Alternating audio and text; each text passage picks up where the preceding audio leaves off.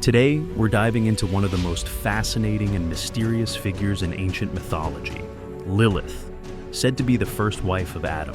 That's right, not Eve, but Lilith. Stick around to the end, and I'll share some great resources if you want to explore this topic further. Let's get into it. Lilith's story is one that's often shrouded in myth and mystery. While she isn't directly mentioned in the Bible's book of Genesis, many ancient Jewish texts, folklore, and later Christian and occult traditions suggest that Lilith may have been Adam's first wife, created before Eve. But why don't we hear more about her in traditional religious teachings? And who exactly was she? Lilith's story primarily comes from ancient Mesopotamian mythology and later from Jewish mysticism, particularly the alphabet of Ben Sira, a medieval text from the 8th to 10th century. In that story, Lilith was created from the same soil as Adam, unlike Eve, who was fashioned from Adam's rib.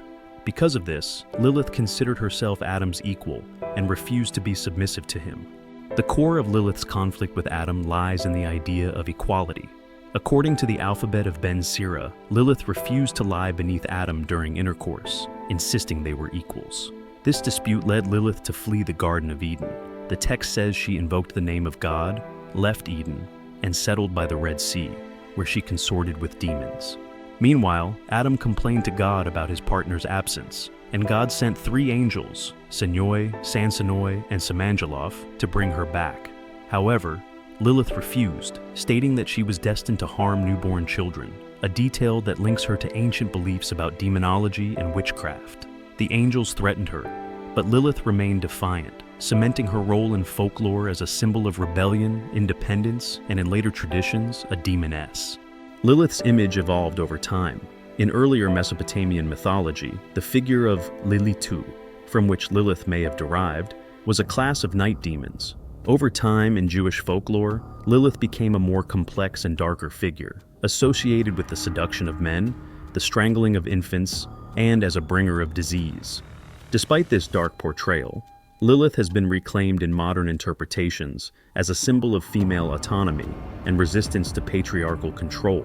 In feminist theology and modern paganism, Lilith is often viewed as an icon of empowerment, someone who rejected subservience in favor of personal freedom.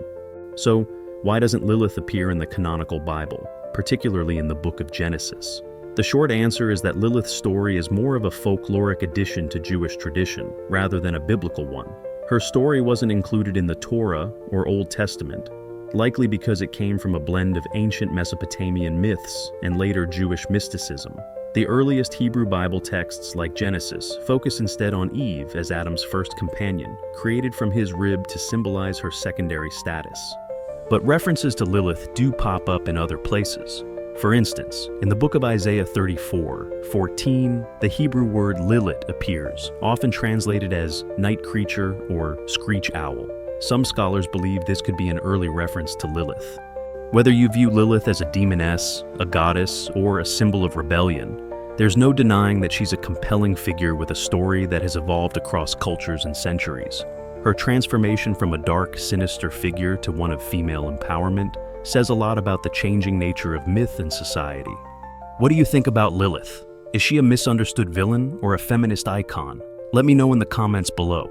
If you're interested in learning more, check out some of my resources in the description. Thanks for watching. Don't forget to like, subscribe, and hit the notification bell for more fascinating content like this.